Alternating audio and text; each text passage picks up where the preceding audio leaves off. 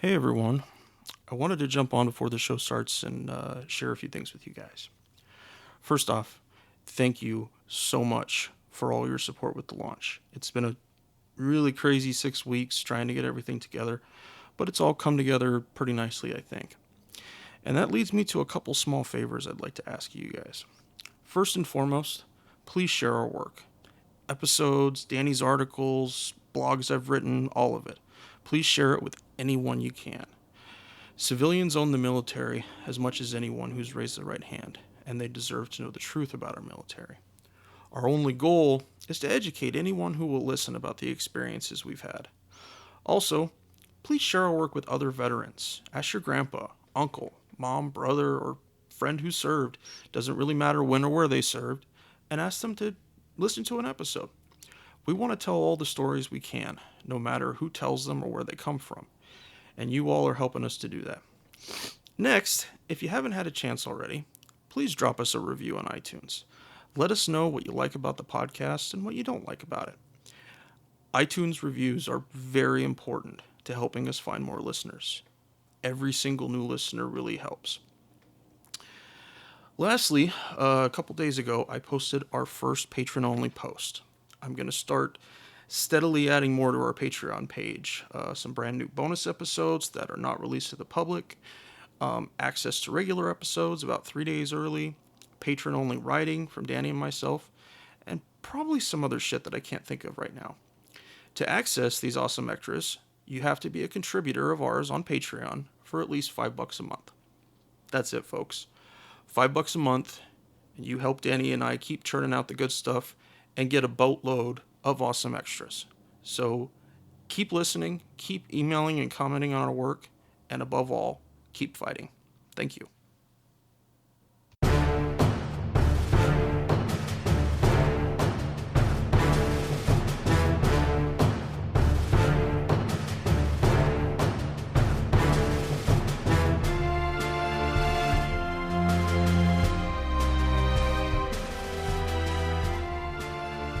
This is Fortress on a Hill. Thank you for joining us. I'm Henry. And I'm Danny.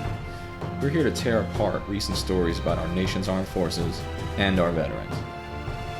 We hope you'll take a critical look at what's happening with our military, and we hope you enjoy the show. Now, let's get started.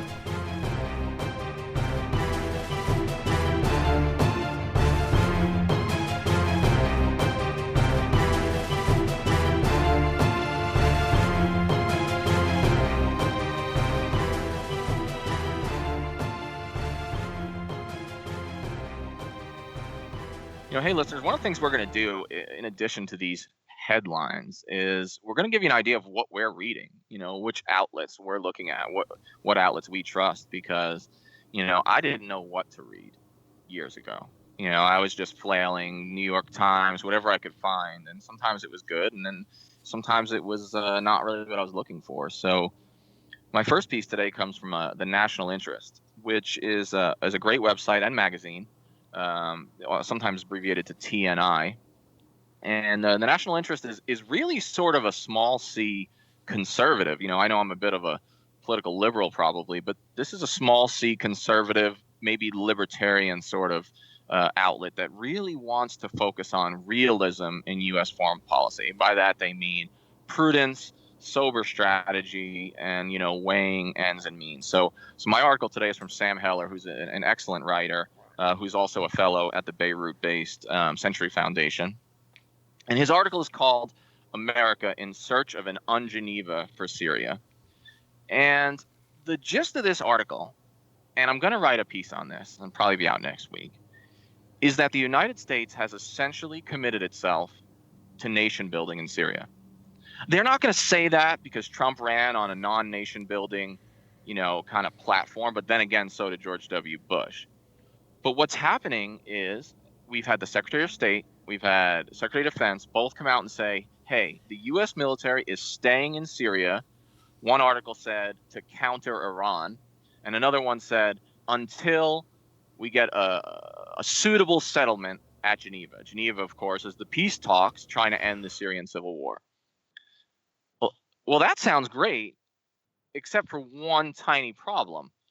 There has been zero, remember what I just said, zero positive movement on the Geneva talks.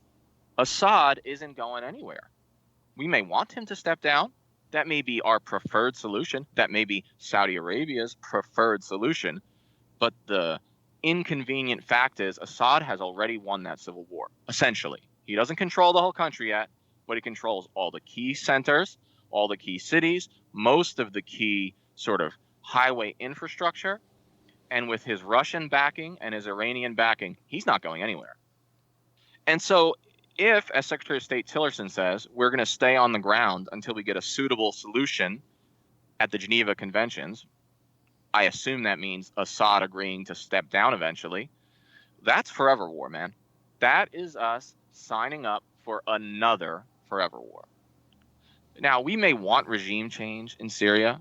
You and I would probably both agree, right, Henry, that, Bashar al-Assad is a douchebag. Like, there's just no denying it. You don't barrel bomb your people and maybe gas your people and not claim the title of, tyrant, bully, and basic piece of shit.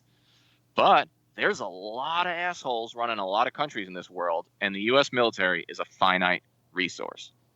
Let's do a quick review of the last 3 regime changes that the United States attempted. Exhibit A, Afghanistan. Yep, we're still there, folks. We're still there, and it's as violent as ever. Look at the bombings that are happening in Kabul with ambulances right now. That government is teetering on the verge of collapse. Exhibit B, Iraq, Operation Iraqi Freedom. An aptly titled, nice-sounding word, but the reality has been quagmire, the growth of ISIS, and there are still Americans in Iraq. And what are we now? 14 and a half years since the invasion. Actually, I believe it'll be 15 years in 2 months. That'll be a great anniversary to celebrate. Yeah. Exhibit C, in case you thought this was a Republican problem, no, it's not, because Exhibit C is Barack Obama's regime change in Libya. Libya is still in the midst of civil war. It has 2 governments which each claim that they are actually in charge of the country. And the chaos that ensued from the Libyan civil war has only made West Africa a more dangerous place. And oh, by the way, we might not be in West Africa were it not for the sort of spillover from Libya. So those are the last 3 regime changes we tried. Why in the world would we think that we are A, going to convince Bashar al-Assad to stand down, or B, that a long-term military occupation of Syria's northeast until he agrees to step down isn't a recipe for disaster? It is. It is a recipe for disaster. And I want to yell it from the rooftops and try to get someone to listen, because both parties, the mainstream of both parties, which, as you remember, supported the war in Iraq, so they're tainted forever. But the Mitch McConnells and the Chuck Schumers of the world are not the people we can look to turn this thing around. They're just going to acquiesce with whatever the Trump administration or whatever follows the Trump administration comes up with. And that's the bottom line. There are so many pitfalls in Syria.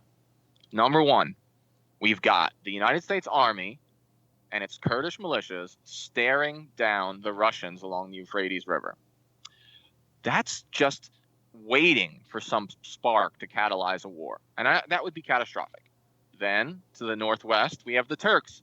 They just invaded Syria. Remember when that used to be a big story? Remember when a NATO ally invading a country we had soldiers in was a big story?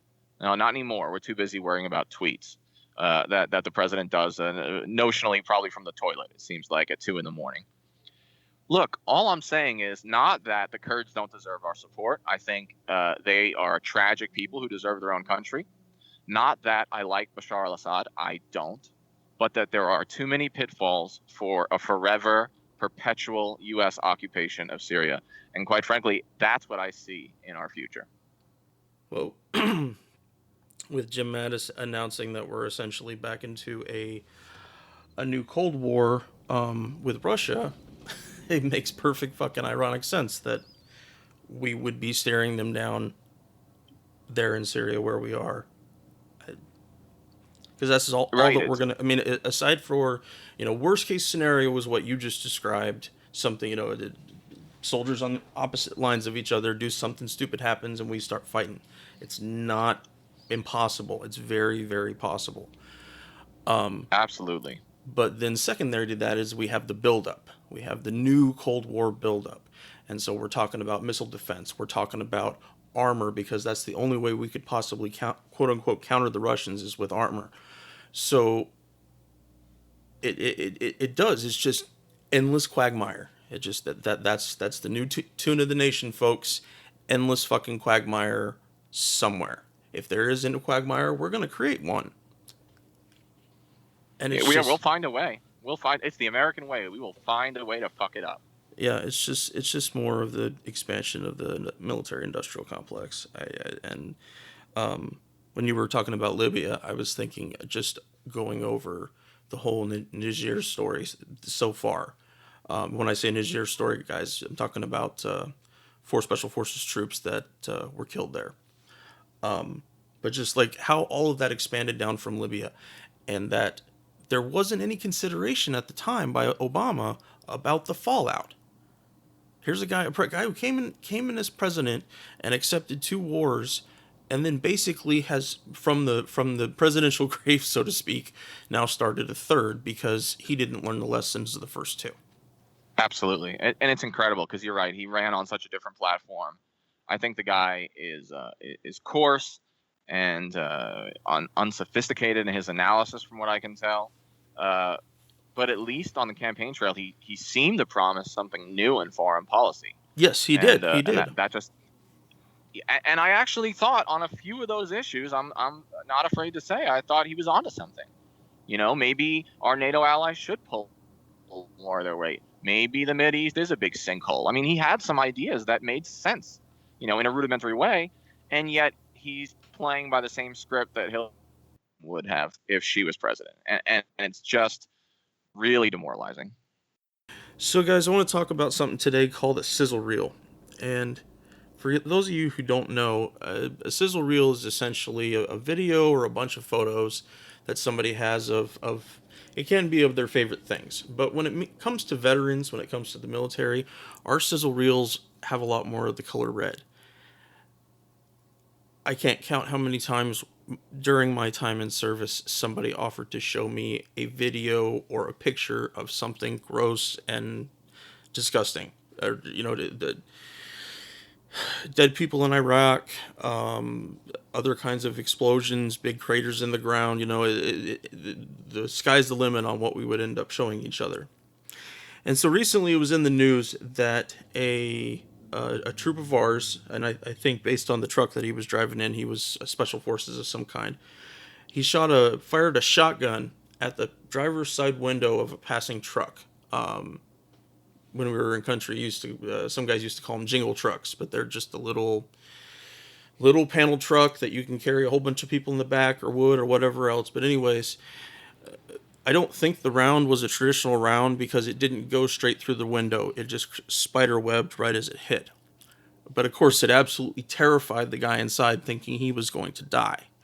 And then you hear the guy laughing, the guy who fired it.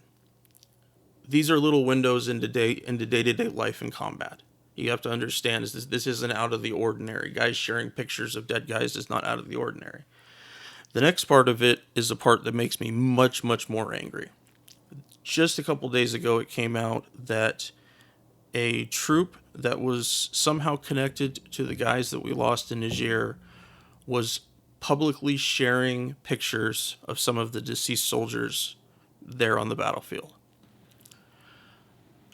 I know that the AFRICOM and their chain of command has been trying to track that down, trying to get that stopped. This is common, folks. It really is. And the reason I say it's common is because everybody has different reasons for joining the military. There are guys that this is their reason for joining the military. They're waiting to blow something up or shoot something. And I don't mean the guys that just say they like to blow shit up. I mean guys that legitimately pursue that kind of violence, and if they don't have it in front of them, they'll create it in one way or another.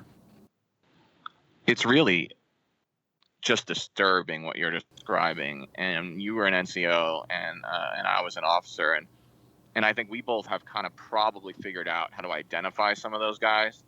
The sociopaths or the adrenaline junkies that are sort of out for the thrill and prone to doing something, stupid or unethical.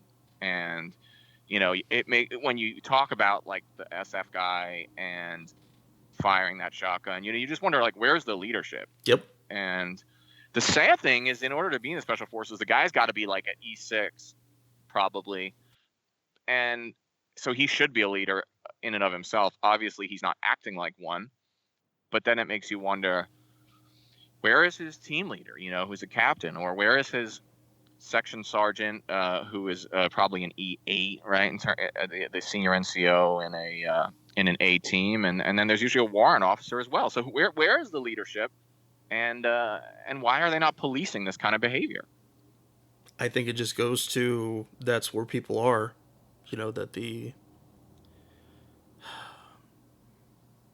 I know if that happened in my unit, if a guy did that, even if the leadership at the time was really angry about it, there would be serious discussion about not reporting it. They would not want to deal with the fallout of whatever it was. And usually, unless somebody was really seriously hurt or killed, the discussion would always be had about, is it better just not to say anything?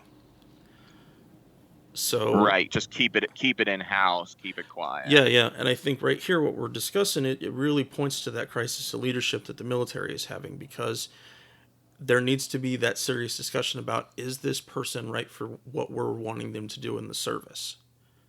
There was a guy that I served with who, he was an E4 at the time I knew him, and he had gotten kicked out of his special forces school for a DUI, and he ended up having several more of them, but he still managed to make it back to his A school and go back to special forces some 2.5 years later. Why was he still in the Army? Is it that freaking important to put people in boots that we're willing to put these assholes in places of leadership?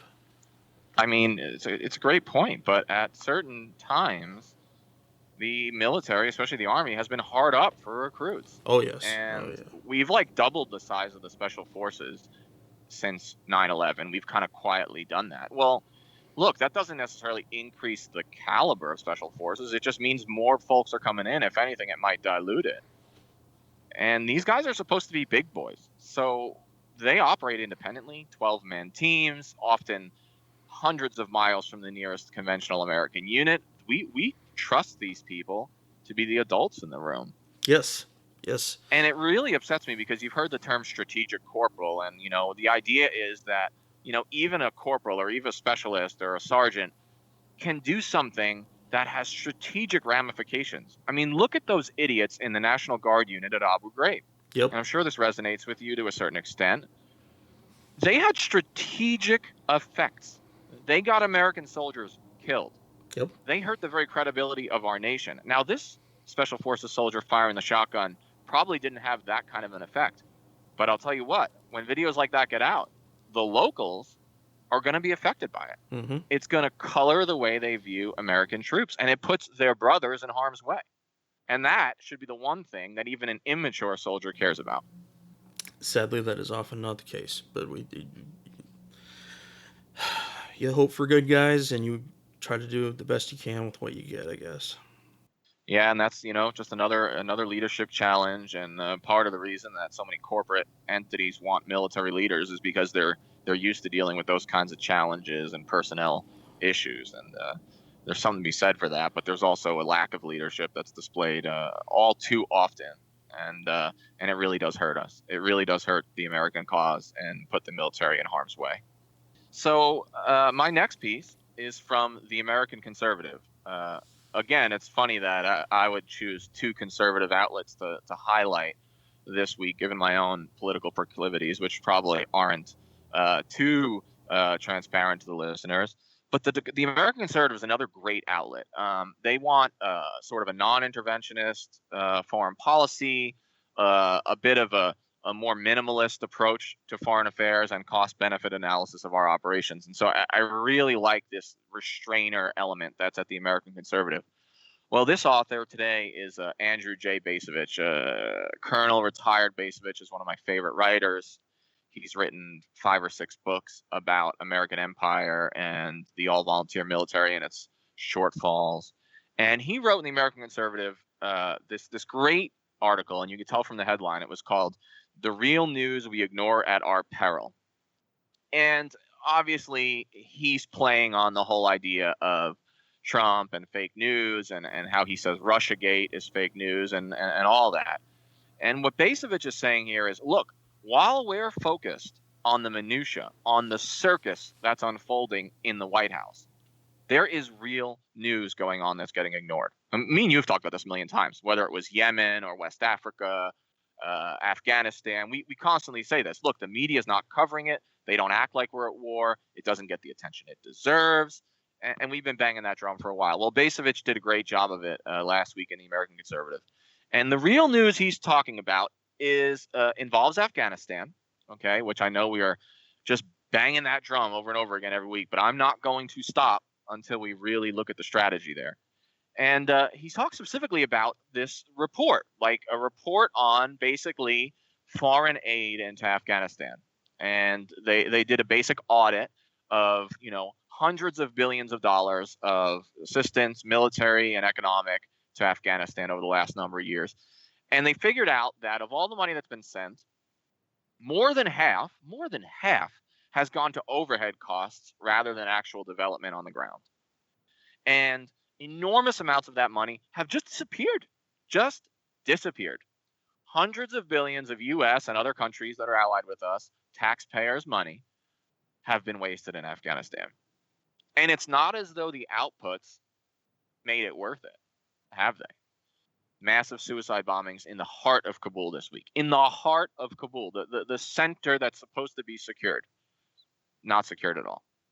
More Afghan provinces and districts in Taliban control than there have been in 15 years. Almost no reporting about this. And now hundreds of billions of dollars wasted through government corruption or through overhead waste. He's right. That is the kind of real news that we ignore at our peril. So next time we're reading a tweet, or next time we're watching the Real Housewives of wherever the fuck, let's take a moment and think about that real news. I'm not going to talk too much about Afghanistan. I'm not going to go into the strategy again. I got another piece coming up about it. I'm a little obsessed, maybe because I sweat so much and lost so many people there. But this corruption problem is serious.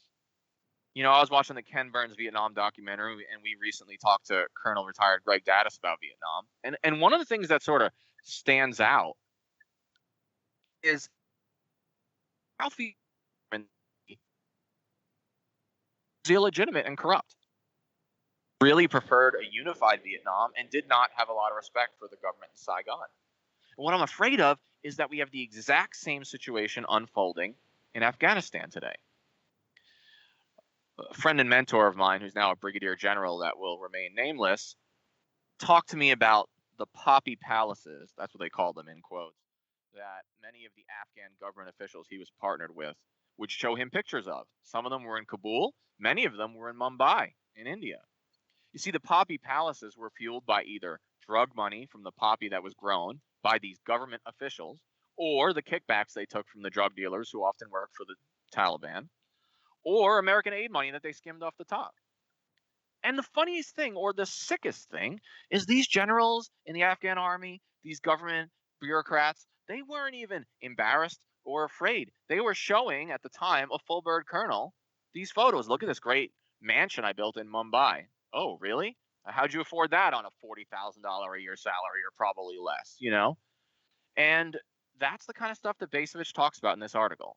And kudos to him for bringing it up, and he does it in the American Conservative, but you notice he didn't do it in the New York Times, because probably the New York Times doesn't want to report on that. Because the war in Afghanistan is old news. It is old news. We've got fake news, we've got real news, then we've got yesterday's news. And no one wants to report the old, tired news of the failed war in Afghanistan. But you know what?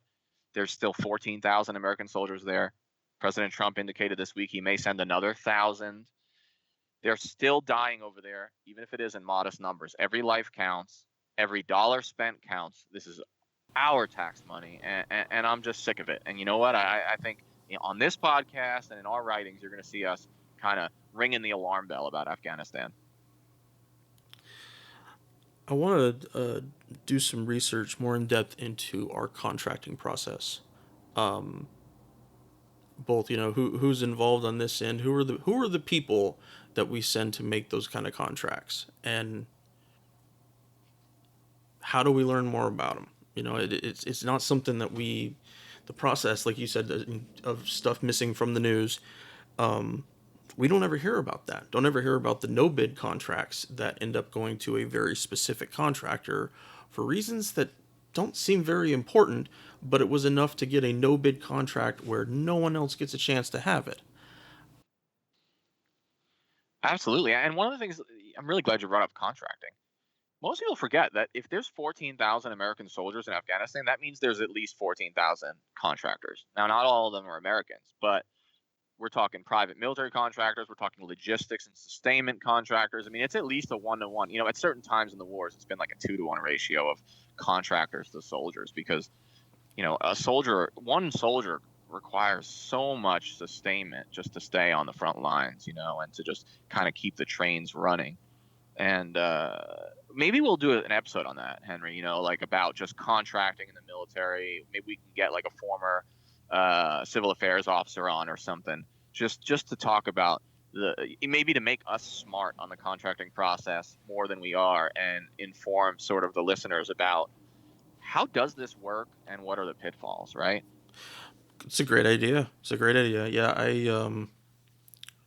I think there needs to be a better light on it. That's all I can say. It's not something that as soldiers no one at my rank would ever deal with that other than please move these boxes from here to there. Yeah, I mean, I hired some contractors to do small work. I had a contractor who helped gravel in like a medevac landing zone on our small outpost in Afghanistan. I've dealt into tens of thousands of dollars, maybe up to the hundreds of thousands. And so, I can only speak to my own individual experience, but the potential for graft and corruption is there. I'll just give one example. And this wasn't really a contracting issue, but we had a program called Cash for Work in Afghanistan. And we essentially paid almost 1,000 local villagers to just like not kill us. Notionally, ostensibly, they were like painting lines on the few roads there were, and they were cleaning the canals. And sometimes it was good work. And the idea was, look, if we give them a paycheck, even if it is paltry, at least they won't join the Taliban. And we had some success with it. But the only reason I bring up this story is not to say, oh, look at this interesting thing we did in Afghanistan, but to show you just in a small way the potential for graft and corruption. About 95% of the Cash for Work employees we had were illiterate. They couldn't even write their own name, let alone sign their name. And so what they would do is they would dip their thumb in ink like it was election day, and they would sign for the money every week by just like making a print with their finger, or sometimes they would just like scribble something that looked like a name, and then other people drew like little figures like cartoons. I shit you not.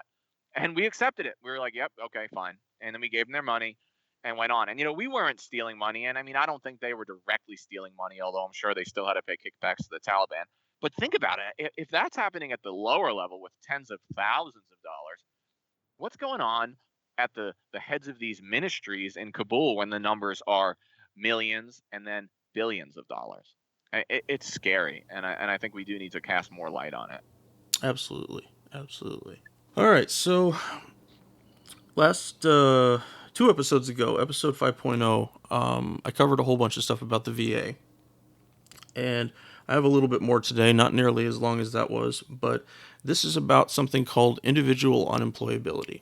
And for people who don't know, when you get out of the military, you can file a claim with the VA to pay you money essentially for any injuries that you got while you were in service. And if the VA agrees to that, they give you a certain percentage based on your injury and say, send you on your way. Then you have guys that was like me a few years ago, where you don't have a high enough rating to get to 100%, where you would essentially have a living income. They have a program called individual unemployability, and that is if you cannot get a sustainable job, a job within a certain, I can't remember the phrasing right now, how they described it, but if you're unable to obtain work, they can actually give you the rating of being at 100%, even though your ratings are less. And still you have to have several big ratings to even qualify for this. So the reason I explained all of that is because there's been several proposals over the last year to limit individual unemployability to people once they've reached the age of they're qualified for Social Security. So essentially, there's a huge pay jump between 90% and 100% on the VA's compensation schedule. So imagine you reach Social Security age, and you're also a veteran who's at 100% under this program. You would essentially then drop down to whatever your rating is supposed to be. It could be 60%, could be 70%. The point is that it could be a drop as much as $1,200 a month. And the idea is that because these fellas got Social Security, that Social Security money can take the place of that VA compensation. And I call bullshit on that. Not having to Absolutely. not having to work that whole time and then fully qualifying for 100%, but them dropping you down because you got this other government program that you also fucking qualify for, that you paid into, like the normal American worker does. And it's ridiculous because when you think about, yeah, there are millions of veterans that are disabled. Yeah, it's a lot of money when you add it up, but it's peanuts compared to the corporate welfare we pay in bailouts to the banks when they steal our pensions. Yep. And it's pennies compared to the outputs to just basic defense, say the $1 trillion nuclear modernization of our basically, I mean, decades old nuclear force. I mean, we're spending big money elsewhere, trillions of dollars. One estimate I read was $11 trillion in total costs for the whole war on terror. Jesus. We have no problem signing that money away. But now a veteran turns, 62 and a half years old, and we're like, oh, I'm sorry, we can't afford $1,200 a month, for you and thousands like you. I mean, it's bananas. It's bananas because I'm so sick of thanks for your service to your face and then fuck you when it comes to your benefits, behind the scenes when it gets hard. Absolutely. And it needs to be balanced. That balancing act needs to be discussed anytime somebody wants to send troops to war or continue a war.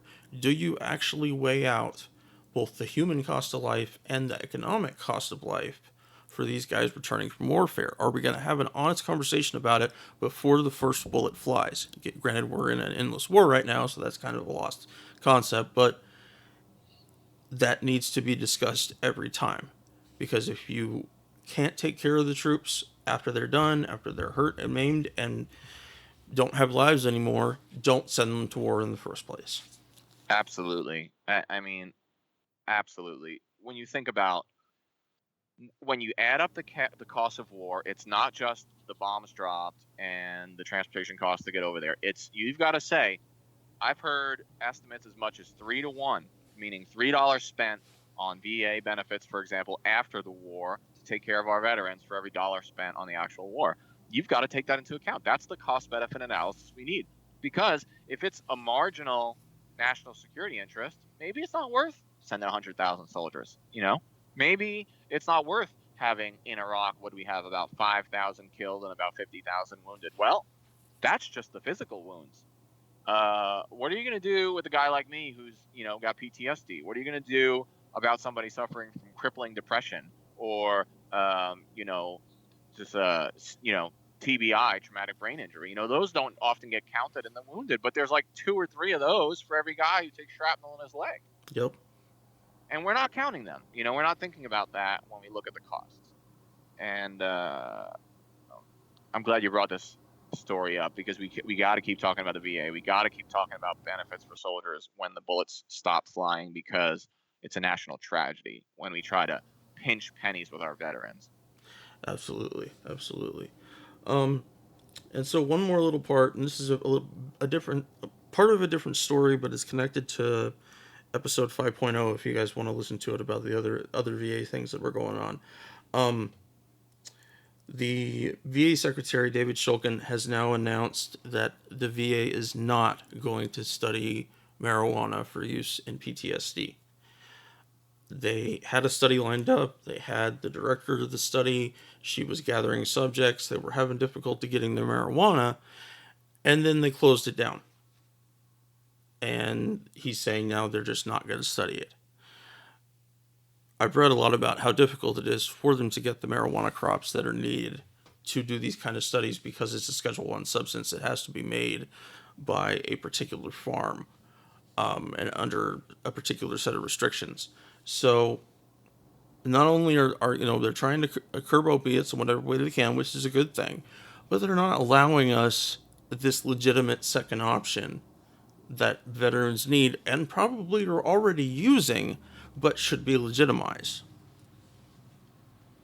Yeah, and if they're in the wrong state because of our strange federal system, they may be self-medicating in a technically illegal way.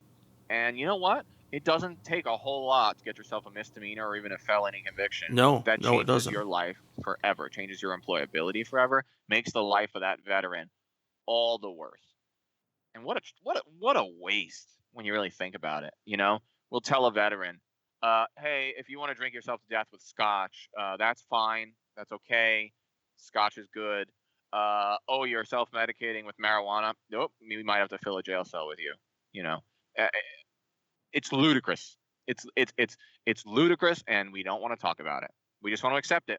And we got Jeffy Sessions in the Jefferson Beauregard Sessions over in the Attorney General spot, and all he wants to do is make it even harder to legalize marijuana.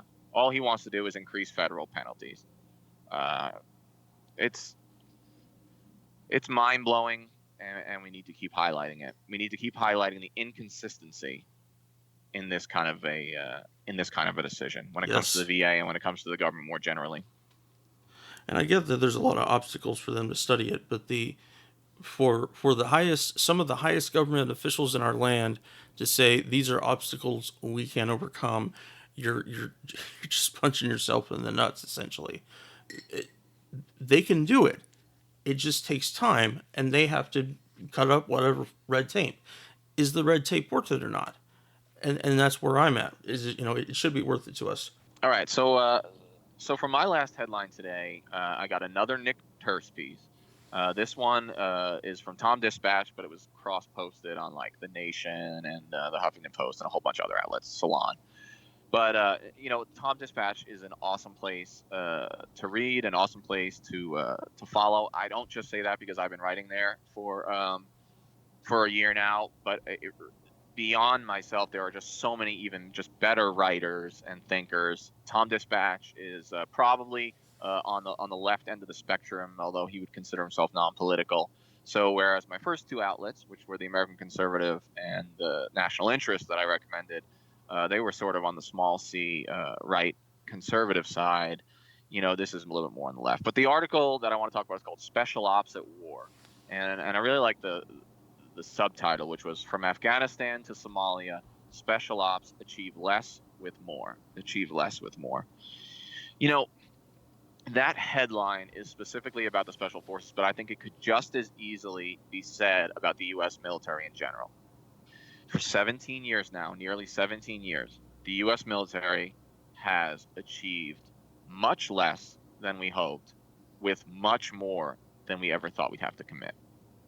You and I have both served in, between the two of us, two failed wars.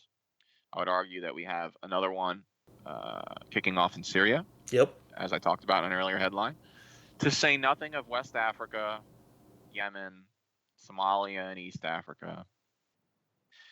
What Nick Turse is trying to say with this article is that the U.S. Special Forces went from having a presence in, don't get me wrong, dozens of countries before 9/11, but that has suddenly changed from dozens of countries to scores, if not hundreds of countries. And, at this point, at least 70% of the countries on the earth have special forces, A teams, B teams, or some other element on the ground. Now, that is extraordinary. That's an extraordinary number. We are the only country on the earth that does that. I can assure you, if there were Russian or Chinese special forces in Mexico or in, Newfoundland in Canada, right on the American borders, you can bet we would be raising hell. But when the United States does it, it's okay. I have problems with interventionism more generally. I have problems with dividing the earth into spheres of influence for our military and thinking that we can solve the problems with our military. But even if I didn't think that, even if I didn't think that, you would at least hope that having special forces teams in 70% of the countries on the earth would have made us safer, right? You would hope at least it must have gotten rid of some threats. At least it must have diminished the number of terror groups that are contesting the United States right now. But what Nick Turse tells us is it's the exact opposite. The exact opposite. For example, let's take Africa. We all know that I love talking about Africa. Vice News reported in 2012, right? They didn't just report this, they got it from a Special Operations Command strategic planning document. Okay? So a SOCOM strategic planning document said that in 2012 there were 5 prime terror groups on the African continent. Okay, that sucks. We got to get that number down, don't we? Can't have 5. Well, 4 years later, after we increased by a factor of at least 2 the number of special forces teams and the number of special forces operations on the continent, what did the Pentagons, mind you, Africa Center for Strategic Studies say? No, they offered a tally of 21 active militant Islamist groups now. Let's just do the math on that real quick. Double the amount of American Special Forces teams.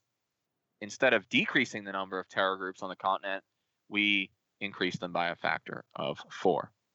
Now, that's if you believe the Pentagon. The Intercept, which is another great outlet that I recommend, reported that the full number was actually, quote, closer to 50 by 2015. Closer to 50. If the Intercept's number is correct, then terror groups in Africa have actually increased by a factor of 10. But I'll take the low number. I'll take the 21 that the Pentagon admits to. And the question becomes, what does this say about U.S. military operations more broadly and special operations more specifically? It tells us that, this is a great quote from William Hartung, who I know rather well from the Center for International Policy in D.C. He said, quote, "It's another case of failing to learn the lessons of the United States policy of endless war, that military action is as likely or more likely to spark terrorist action as to reduce or prevent it." That's not a comfortable idea to wrap your head around. Americans don't like to think that we could make the world a more dangerous or a more chaotic place. But what if the empirical evidence says we are? What if it tells us that at the very least we're not helping, and at worst we're making the situation much, much worse by our presence? One of the next parts of the article that I thought was really interesting, and I think you'll agree, Henry, is talking about, well, what are the human effects of all these special operations deployments? And General Thomas, who is a general in SOCOM, said that, quote, "Most SOF units are employed to their sustainable limits right now because of the growing demand for SOF." He said that in front of Congress. Well, whether it's special forces or the U.S. military more generally, what are we seeing?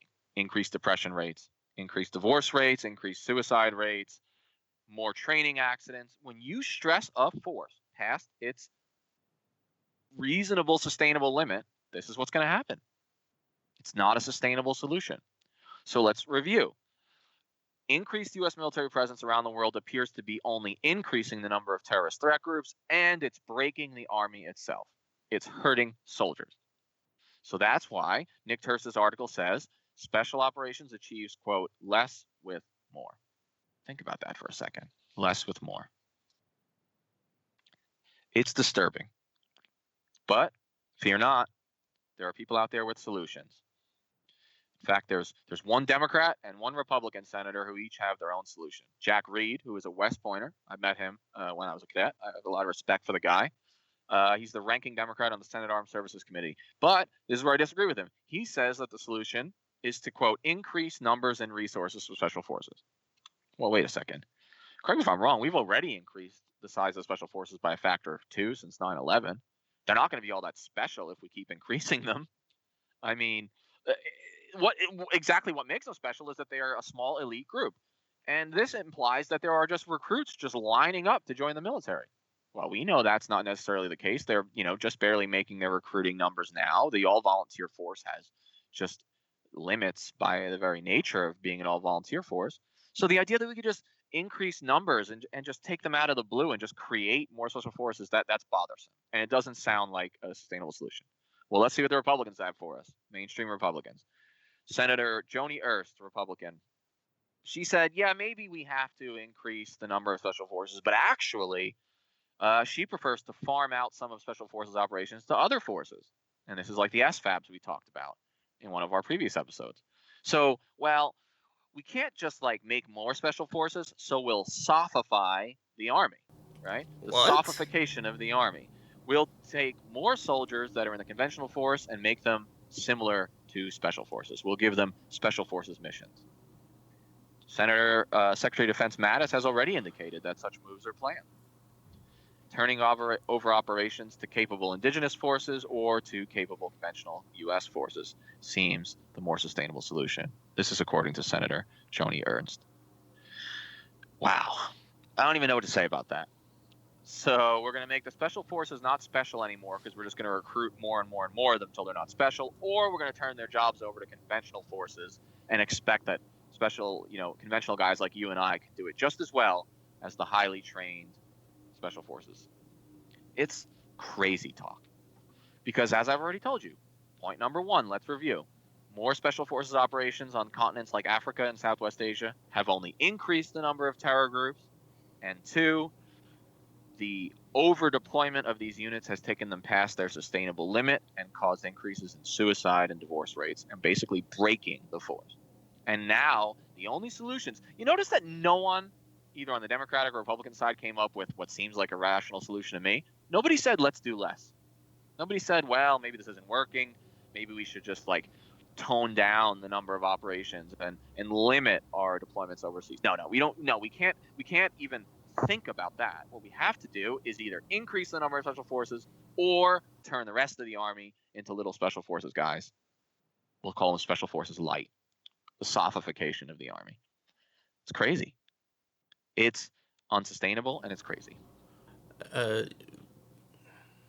can't think of putting conventional guys so detached in that way. We have enough deaths now already as it is. In that situation, I couldn't even imagine. It's really, really, it's dangerous talk. You and I were both in conventional units. I bet we were both in some excellent units. I was in some good units. I was in some bad units. But I was not in any unit where I could have taken just 12 of my guys and sent them into a country 1,000 miles from the nearest conventional support and expected them to be able to achieve strategic goals. No. It's not a knock against my guys. It's not a knock against you. It's not a knock against me. It's just the nature of the training. Not everybody is meant for that. Not everybody's trained for that. And the idea that we can just create special forces out of hide, some sort of magic pixie dust, and then throw it at problems all around the world and fix terrorism. It's a joke. It's a joke, guys. And these are the very issues we need to question. We need to read through the headlines. Challenge the Washington Post and the New York Times to talk more about foreign policy. Challenge your congressmen and senators to actually take a stand on foreign policy outside the mainstream. Demand that we talk about this. Because if we don't, I can tell you what we're going to do. We're going to turn on MSNBC every night, and they're going to be talking about Russia, Russiagate. I'm not saying that's not a big story, but it's not the only story. Or if you don't like that type of news, turn on Fox News. What do you get? You get state TV. That's what you get. You get President Trump has been right about everything he's ever done. To question him is to hate America. Good night. And oh, by the way, keep waging the war on Christmas. That's it. That's Fox News. But where is the outlet that's talking about foreign policy? Where's the outlet that's bringing Nick Turse onto TV and saying, hey, Nick, you're an expert on U.S. Special Operations Forces in Africa. How's it going over there? So he could say, I'll tell you how it's going, guys. It's fucking terrible. Yep. It's a fucking madhouse over there, and we're making it worse. We don't even have those conversations in the mainstream media. We don't even talk about it anymore. And it's a tragedy. It's an absolute tragedy. Some of this is making me think about what you and I talked about with Colonel Daddis about the perception of what can be done. Is that you can't just simply say, like you were saying, 12 guys, the right training in the right place, they'll get the job done. No military objective is ever that simple. But when we go to our media if we go to, and I'm meaning like films and TV and stuff, special forces troops are unstoppable. They're trained in every language. They're trained in every form of martial arts. They, I mean, we essentially deify them in certain ways, and it's not that they're not good at what they do, but that doesn't give respect to what they do, which is to, well, I guess it depends on the unit, but to operate effectively, far away from conventional forces, and to do specific objectives. The reason I'm saying this is you mentioned about Jack Reed, and our experience lends into our decisions. If you're a civilian and you have absolutely no concept of what Special Operations Forces does, where are you going to look to fill that void, to answer that question? Are you going to look, to a podcast like ours? Are you going to read the Washington Post? Or are you going to remember what you saw in Black Hawk Down and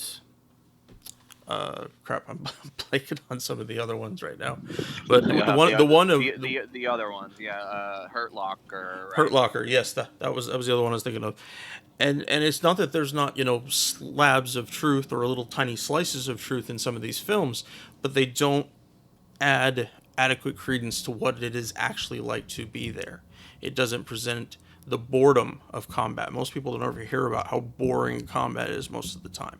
It's just that when you're being shot at and then you go on to do something else, everything else feels watered down, but it's not something that we really think about. My point is that we have to have that more honest discussion about the human being element of it. This is what we're sending them to do. They're not supermen. They're this far away from their next resupply. This is what they're, and if we're overthinking about Tears of the Sun, is that Bruce Willis movie? I'm sure you've seen it. Right. That they're like, they're not Superman carrying an M4, and they need to be seen as human beings, and they need to be seen as having human limitations. Certainly the limitations of special operators, but if that's all we're doing, if we just put a blanket stamp on it, say they're special forces, they'll do it, the mission will get done. That's how we get shit done where people die that are not supposed to. That's when stuff gets forced together, like we're talking about with conventional forces being shoved in to do SF type stuff, or just SF guys pushed to their brink, pushed to the absolute furthest limit. I haven't slept for days, nobody else in the area to help us, and we're still dealing with incoming fire. We have to see the human element. Yeah, you raised some great points, and that's something that we always have to remember, is that human element. It's so easy to forget when you look at the macro picture. And now we present part 2 of our sit down with Vietnam expert Colonel Greg Daddis. You mentioned the key battle at Bastogne, and then the Idrang Valley in '65, and of course Chamberlain at Little Round Top. It seems that one of the key pivot points that's remembered in the Vietnam War is the Tet Offensive, and that got me thinking, because you recently published a piece this week in War on the Rocks about sort of strategy and the 50th anniversary of the Tet Offensive in '68. It was a lengthy article, but what would you say were the key takeaways from your piece? And what, dare I say, can we learn from both the Vietnamese and American sides of the Tet Offensive and the Tet campaign? Yeah. To me, I think there's two big takeaways. The first is we should challenge the larger narrative that this was a military victory turned political defeat, because I think that's a problematic way to think about war more generally. That if we believe our favorite Prussian Clausewitz, that war is very much a political act, then isn't there problems when you say that this was a military victory and political defeat? Because what it does is it takes war out of its natural context. Right. Which you can't possibly understand without understanding the whole of it. Exactly. And so military officers in particular, especially those that were involved in Tet, that was the comforting narrative that they wanted to tell, right? That we won this hard-fought contest. Yes, we might have been surprised early on. We quickly regained our footing, and we achieved a military victory on the battlefield, and that victory was thrown away. I just think we need to be careful of that, because I think it furthers the gap between officers and civilian policymakers. It sets up the military as an us versus them proposition when you look at the American home front, which I think should be even more troubling today when there already are gaps between the American population and its small volunteer professional military force. So I think that's one of the key takeaways from Tet that we should all consider, just in terms, Danny, going back to your point about kind of collective memory and contested history and how we remember this event. Because I think that's just leads you down a dangerous path, I think. For the strategist, I think what's important about Tet is, and what I really focused in on the article and War on the Rocks, was this being a really historical case study, if not tutorial, on the problems of flawed assumptions. That on all sides in late 1967, early 1968, what led up to the Tet Offensive was just a set of flawed assumptions, both from the Hanoi Politburo and the MACV headquarters and all the way to the White House, that there were very certain expectations of how military force was going to create conditions for victory. And none of those assumptions played out. The Hanoi Politburo, ultimately under or increasingly under the leadership of Lê Duan, believed that a general offensive across the breadth of South Vietnam was going to lead to a general uprising. They assumed that the South Vietnamese government was unstable. They assumed that this revolutionary spirit was just under the surface of the South Vietnamese population. They assumed that the ARVN, the Army of the South Vietnam, Army of South Vietnam, was going to crumble as soon as this offensive took hold. None of those assumptions played out as Lê Duan wanted them to. And then on the American side, I think there was a number of flawed assumptions that were just as bad. Westmoreland and the MACV intelligence staff assumed that the enemy did not have the capacity to launch such a wide-ranging offensive. They assumed that their intelligence picture was accurate when in fact it wasn't. And so for us all to think about when we have certain expectations about what military force can provide us when outlining political objectives, because I still think we're grappling with that today. We have this faith in American military power that's based on a series of unchallenged and unexamined assumptions that I think are putting us in this place where we're at and have been for quite some time. It's hard to get out of a state of perpetual endless war when you continue to assume that war will get you out of that. Right. And it doesn't seem like it's ending anytime soon. If soldiers are dying in modest numbers or more modest numbers, it seems that the actual campaigns are widening, if anything else. And it makes you wonder on whether there is a lack of strategy or sort of a dearth of strategy at the top. No, we've just figured out a way, I think, to put it under the radar of the American public, to expand our great point, our approach and our militarization of American foreign policy. But in one sense, I think the Obama administration and I think the Trump administration as well have learned certain lessons from the Bush administration when it came to Iraq and Afghanistan. And so when the Obama administration comes in and sees that there is a lack of commitment for large footprints abroad, when there is increasing concern about and questions about why American soldiers are dying overseas, then the strategic imperative then becomes one of ensuring that the footprint is still there. It's just that it's a footprint not seen by the American public. And thus we can continue to engage in military action overseas, but in a way that is quite nearly invisible to our citizens. And you do barely see it on TV. I mean, you would never know from either side of the mainstream media that the United States bombed 7 countries this year. It's really not reported, or at least it's not looked at in its totality. It's more individual incidents, like if a few special forces soldiers get killed in West Africa, then that's a story for a little while. But really, we spend more time worrying about the daily tweets and Russiagate.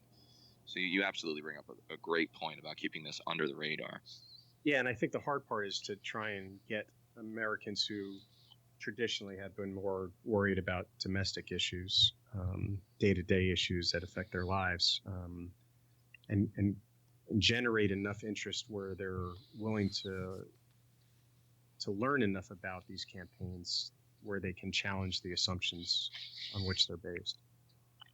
Well, this podcast is going to achieve that. That's the this is the tipping point, I think. Well, that makes me proud to be here then. Well, you're part of it. You're part of the solution. You just didn't know it. Yeah. Well, you were also prominently featured as an advisor in the credits on the recent 10-part Ken Burns documentary on Vietnam.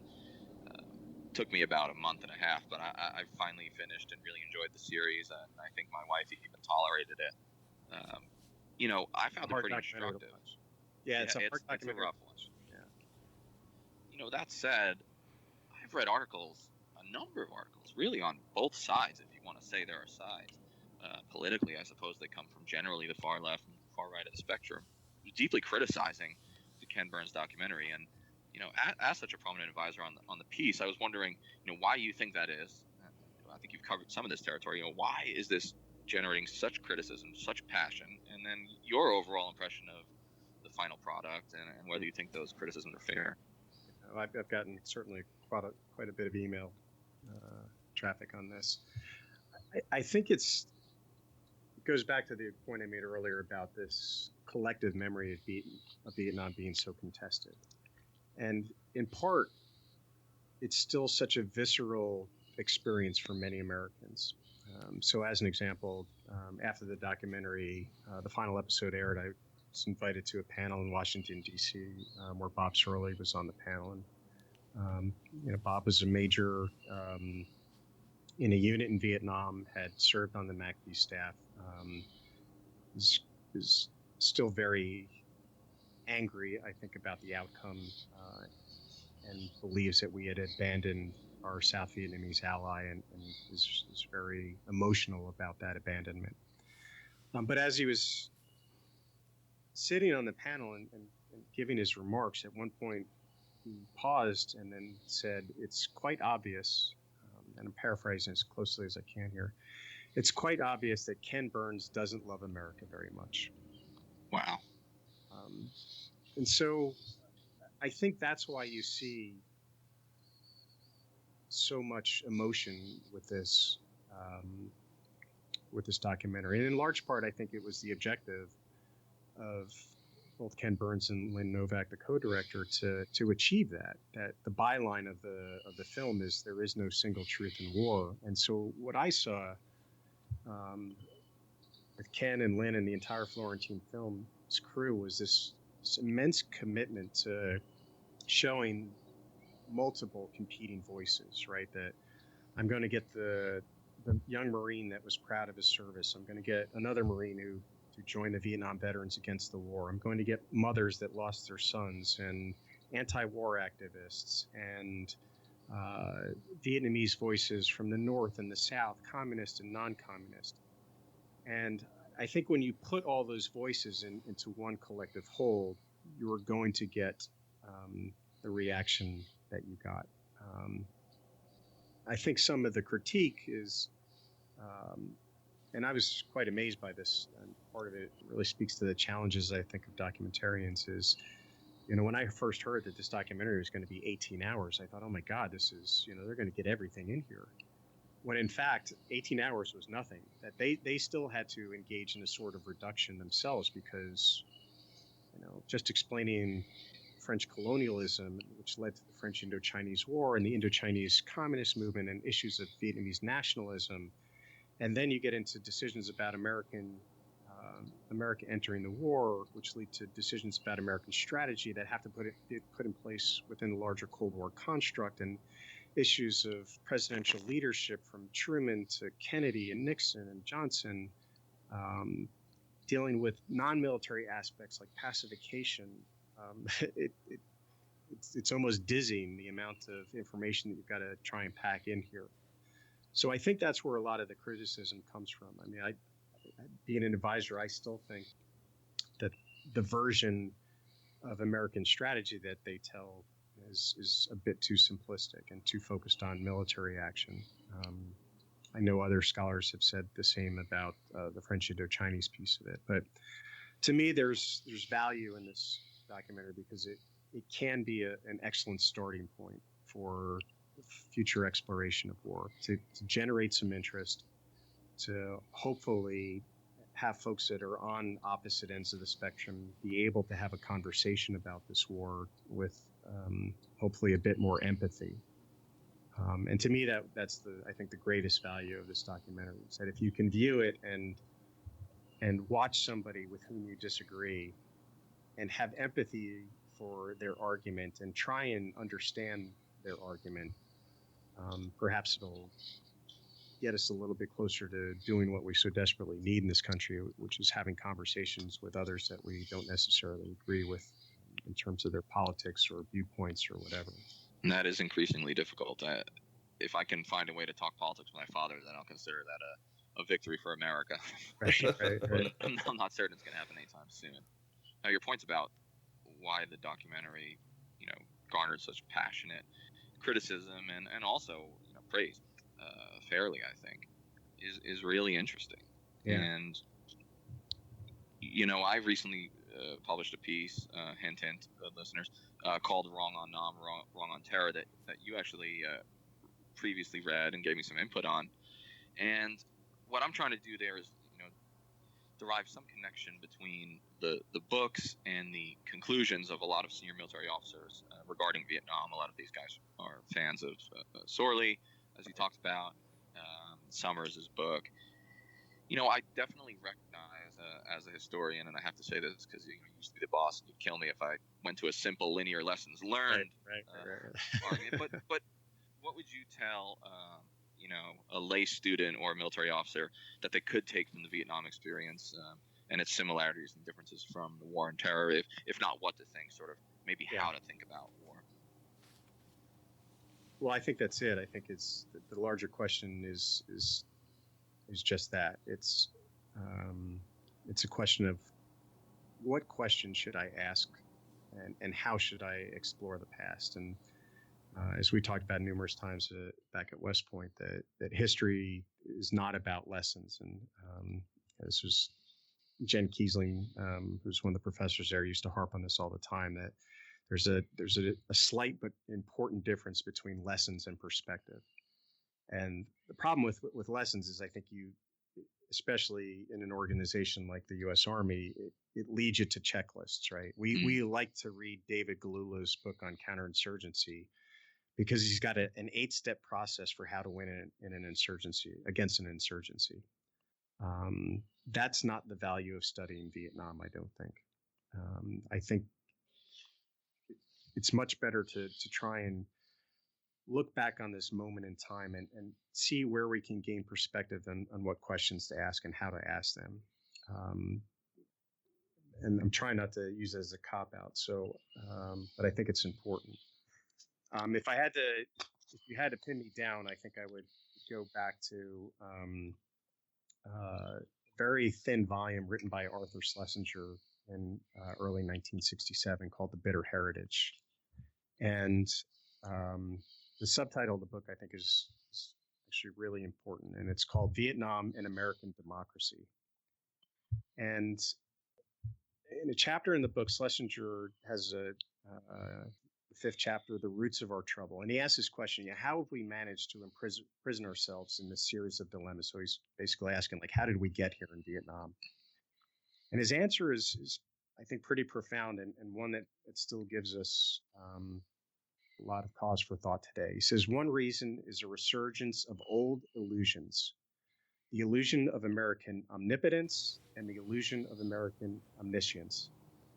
And to me, that's what's important about studying Vietnam, that we need to challenge those illusions of American omnipotence, that the study of Vietnam is a study in the limits of American power. It's a study of seeing how military means are sometimes, arguably oftentimes, a very imperfect tool for achieving political objectives. And I think with that is a sub perspective to be gained here is that local voices matter. That we are not the center of the universe. Even in the Cold War and in this larger bilateral contest between American inspired democracy and seemingly Soviet inspired communism, that oftentimes the American interests weren't part of local decision making processes. And I think that's important for us to realize today as we continue to engage in wars like Iraq and Syria and Afghanistan, and as we continue to establish some type of presence in Africa or larger presence in Africa, that those are two important things for us to think about. That how do we evaluate the limits of our power abroad? And how do we incorporate local voices so they matter to us as we're developing and then implementing our foreign policy? And I would suggest that Vietnam is an opportunity for us to think about how we don't incorporate those lessons, if you will, all too well. We're still very uncomfortable talking about limits of American power. We're still very uncomfortable with any narrative that doesn't place the United States at the center of the storyline. And I think that has repercussions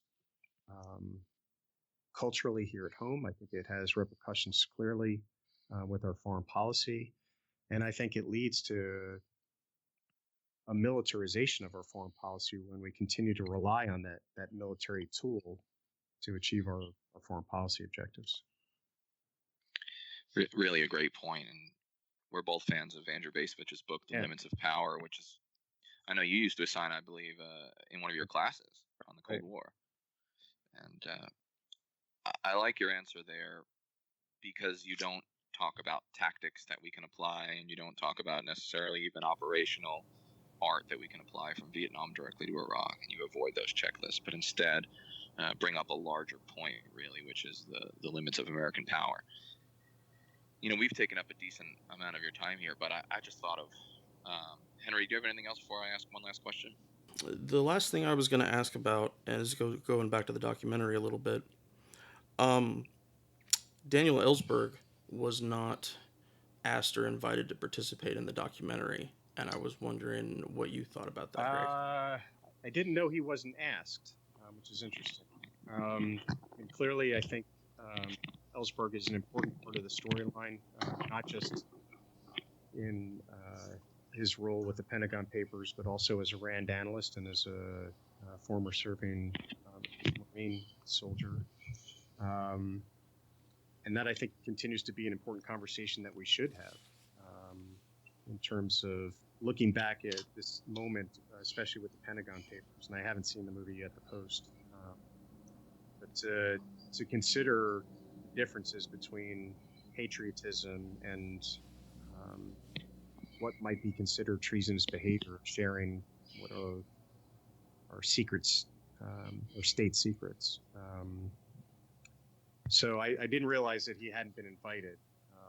It's certainly an important part of the conversation we should all have about Vietnam that obviously we're continuing to have today with Snowden and Manning about that tension between national security and public knowledge and freedom of information.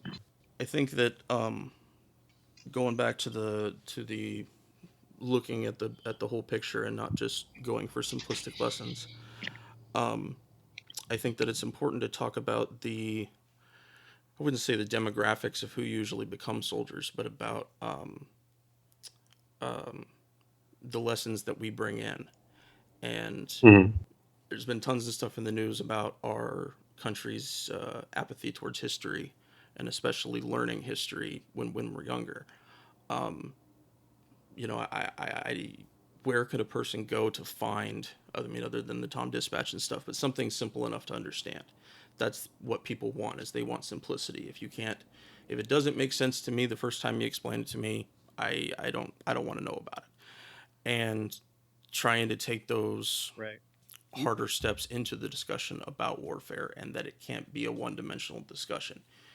If all you're going to do is tag your favorite general and your favorite strategy and say if they had simply done this, it completely ignores the rest of what happens there. But lots of Americans want to do that. You know, the Fox News group definitely wants to only talk about the patriotism of our great Yeah, I think nation, and you know, waving around the flag of Sean Hannity and all that kind of shit. I guess I'm looking for the hope for us that we can get back to educating ourselves about the reality of war. Yeah, and I think that's an important point of it, right? That there are certain myths just on being a warrior and militarized masculinity, or that are very much a part of our nation. I would argue going all the way back to George Washington, and so it is important for us to challenge the patriotic notion in American history that we are and always have been a country that is on the side of right, that doesn't make mistakes, that is continually evolving for the better. That it's important for us to kind of think about the dark underbelly of American history as well, because I think that's where we can also gain perspective, is by looking at the times where our aspirations failed us, where we didn't live up to the ideals that we profess, where we occasionally took steps back in terms of defining just the very basic word democracy. And I think it's also, you bring up a good point, a challenge for historians.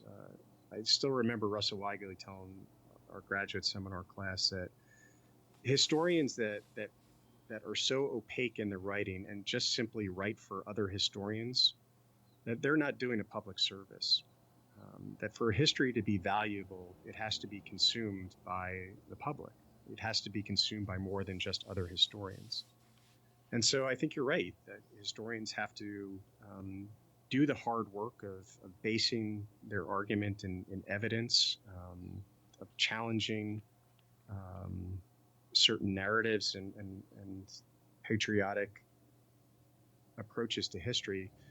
But the end product has to be something that can be consumed by the American public. And there are folks out there that can do that. If you look at Ron Chernow's biographies on Grant and Hamilton, clearly there is a market out there and a public that is willing to consume that product. It's just got to be done in a way that is accessible for the American public, so they can equally gain some value by reading our history. Absolutely. Danny and I have talked pretty extensively about the fight of an intellectual to be in the military, to consume the things that you do, to see the events that you do, and to still push yourself to make sure that you look at those situations with that intellectual mind. That it's not, that the warrior ethos does not cover everything, but I know for me, and Danny and I've talked about this too, the 18-year-old young man that I was is gone now. Right. I believed so many different things back then, but that's the group I worry about, is the people getting ready to raise the right hand.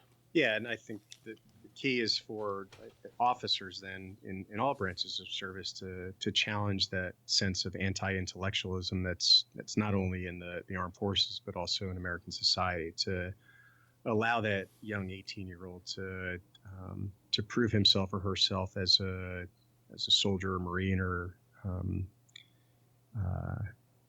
but also to be able to comfortably embrace an intellectual study of their profession and not be seen as nerdy or outside the that masculine image of the warrior. So I think that's an important point for all of us. It also, our own sense of patriotism ends up taking a back seat. Right. And I don't mean the way that we have it, but the way that other people see ours. That if you're an intellectual, it immediately goes to that, and that you're assumed that you either don't love your country, right, or aren't good at the job. Yeah, and I tell my students, and it has nothing to do with that. No, I tell my students all the time that you're more patriotic by challenging a patriotic version of history. Absolutely. Um, no, I watched an interview. I've seen a couple of them lately. Daniel Ellsberg was on. He was on Intercepted, Uh-huh. 2-3 episodes ago, and then he did an interview on Radio Who What Why, and that was when the host mentioned that he hadn't been invited, and he talked about it a little bit. And going back to that inherent patriotism thing, the same idea, the same downfall lands on anyone who could be seen as a whistleblower. Right. And so, and I've had that thought a bunch of times about Chelsea Manning, is that this is even though that she was a junior intel analyst, she knew the cost. Right. She knew what was going to happen to her when that came out. And so, to me, that is a much greater sense of patriotism than the person who doesn't actually analyze what they're doing as the soldier, the Marine, the whatever job they happen to have. Right. But it also, what about their sense of patriotism? What about the idea that 35 years in prison was okay to her to share this truth with us? Right. Well, I think that's even goes to just the basic debate over Colin Kaepernick, right? That he's clearly making a decision. Some see it as a important instigator of a larger national conversation on police brutality. Others see it as unpatriotic and somehow disparaging our troops, which wasn't intended at all. Right. So yeah. No, I love, and then the love of the troops becomes the wedge right.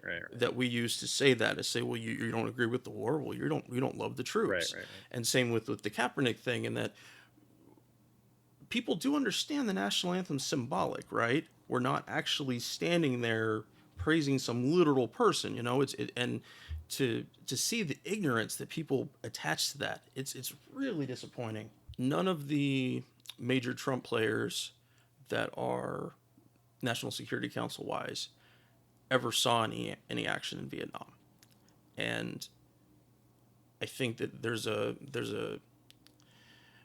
metric of war that we have, as Americans, has gotten used to under the dome of Halliburton. That contractors and HESCOs to be built, and all kinds of other things, and that holy crap, let me make sure I still can remember my point. No, I remember now. But anyways, it's the apparatus of warfare. I remember reading Citizen Soldiers by Stephen Ambrose, and he talked about in there in vivid detail about a lot of the minutia of being a soldier, being on a long convoy, and having to park a plane and stuff like that. We've gotten accustomed to a certain amount of comfort in warfare. There shouldn't be comfort in warfare, and we shouldn't be going out of our way to create it because it incentivizes people to want to stay there. Right. And I with and it's certainly not for everybody, but for guys that have served both in Iraq and Afghanistan, a lot of times, nice chow halls and nice places to sleep, and it doesn't push you to end a war when you're that comfortable. Right. And that's considering that warfare in and of itself, the combat, is still freaking horrifying. Right. But so much less so. Right. Oh, were there any senior level dissenters during the Vietnam War? And by senior level dissenters, I'm talking about like Eric Shinseki telling Congress that it's going to take 200,000 troops to march into Iraq. Someone who was willing to be that publicly honest during the war, but in uniform. Not necessarily in uniform. I think the key dissenter, at least in the Johnson administration, was Undersecretary of State George Ball, who really served as a dissenting voice within cabinet discussions about troop deployments and whether the United States is actually going to deploy to Vietnam to begin with. But for the most part, I don't think you see anybody in uniform at the top level that is really dissenting against policy and strategy, in part because the strategy itself is left to those military officers. So, hey, well, thanks again for doing this with us. Yeah, and as you can tell, we run a very professional operation. Luckily, Chris knows how to edit very well. We were chatting about that while you were gone. Well, make me sound better than I am. That's all. That's what we do. We'll try to get your handsomeness to come through in audio. All right, good. All right, great. Thanks again, Greg. All right, talk to you soon. Bye-bye. Thanks, Greg. Thank you for joining us today. Please come join the conversation at www.fortressonahill.com. You can also find us on Twitter at Fortress on a Hill or on Facebook at www.facebook.com/Fortress on a Hill. We want to hear from our listeners about the topics and issues pertinent to America's military and veteran communities. And last but certainly not least, analyze your news and its sources very closely. Verify everything you read. And remember that no one, no matter how powerful, are above criticism, especially those with the power to send others into harm's way. We'll see you next time.